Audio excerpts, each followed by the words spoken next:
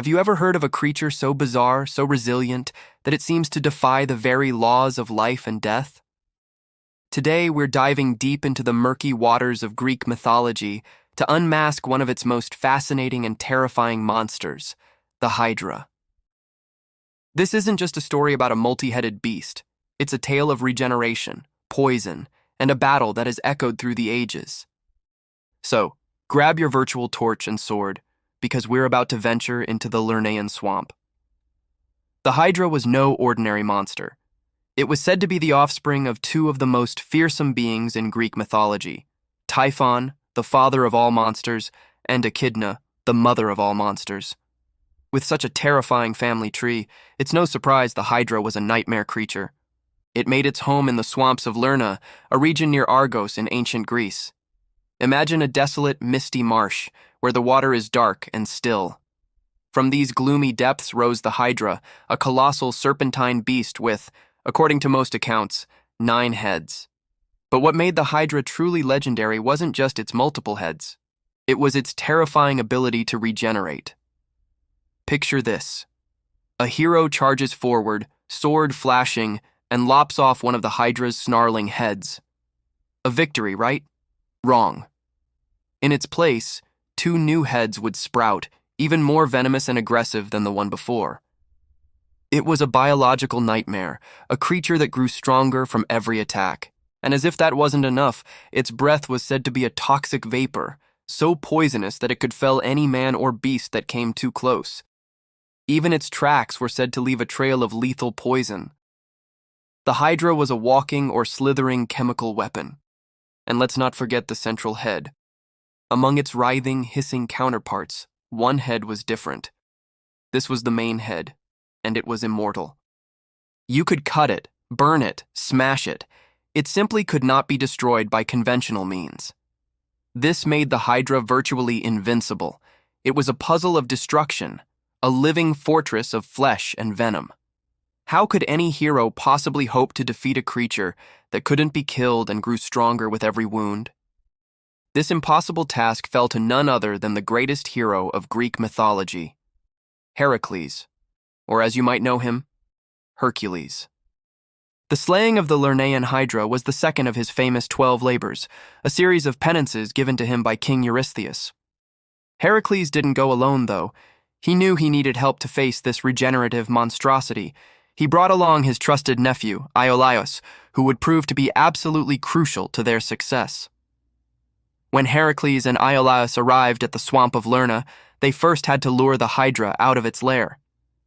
Heracles did this by shooting flaming arrows into its den, agitating the beast and forcing it into the open. The battle that followed was epic. Heracles, with his immense strength, swung his club and sword, smashing and slicing at the Hydra's heads. But just as the stories foretold, for every head he destroyed, 2 more grew back. He was quickly being overwhelmed by a writhing mass of snapping, venomous jaws. It seemed like a hopeless fight. This is where teamwork and strategy came into play. Heracles realized that brute force alone wasn't going to work. He needed to stop the regeneration. He shouted to Iolaus, who came up with a brilliant, if brutal, idea. As Heracles sliced off a head, Iolaus would immediately rush in with a burning torch and cauterize the bleeding stump. The fire seared the wound, preventing the new heads from growing. One by one, they worked in perfect sync. Heracles would cut, and Iolaus would burn. Head after head fell, unable to regrow. But the fight wasn't over. As if the Hydra wasn't enough, the goddess Hera, who despised Heracles, sent another monster to aid the Hydra, a giant crab named Carcinus. The crab scuttled out of the swamp and clamped its powerful pincer onto Heracles' foot, trying to distract him.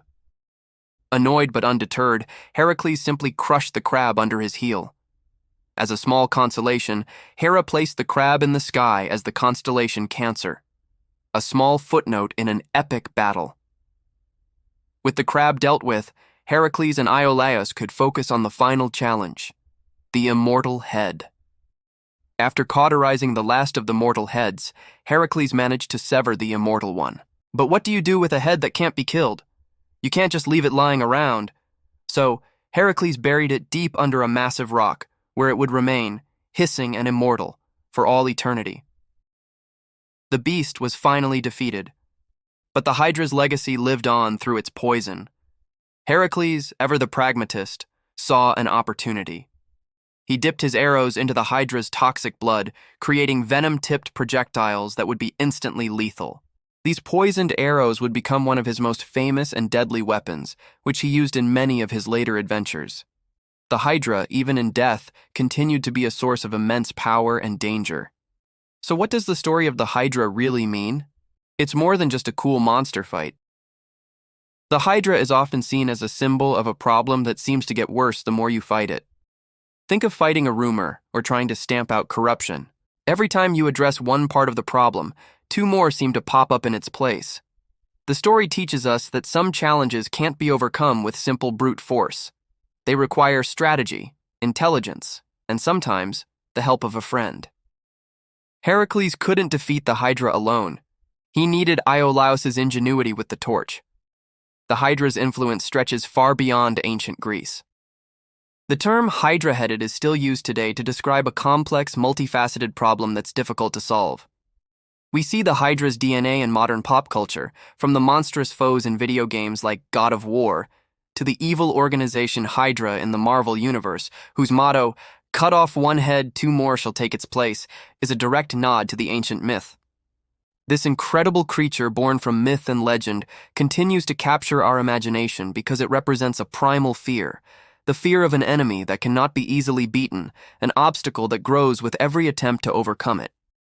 It is a testament to the power of ancient storytelling that these tales still resonate with us today, reminding us that with the right strategy, a clear head, and a little help, even the most monstrous of problems can be conquered. The Hydra may be a beast of myth, but the lessons from its defeat are very, very real. Thank you so much for joining me on this journey into the Lernaean swamp. What's your favorite mythological creature? Let me know in the comments below. And if you enjoyed unmasking the secrets of the Hydra, don't forget to like this video and subscribe for more deep dives into the world of myths and legends. See you next time.